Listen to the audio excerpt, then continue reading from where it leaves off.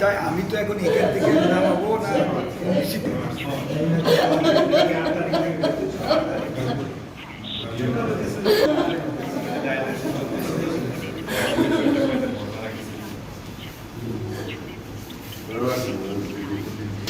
আসছেন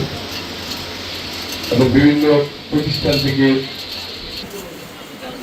বেশ কিছুদিন যাবত অধ্যাপক জ্যোতি সরকার প্রায় 1.5 মাস যাবত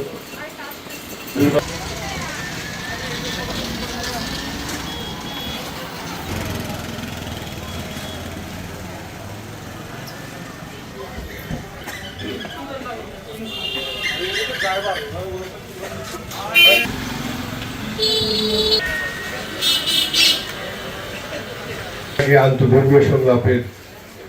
পক্ষে ফাদার সিমন হাচ্চা অধ্যাপক জ্যোতি সরকারের মরদেহে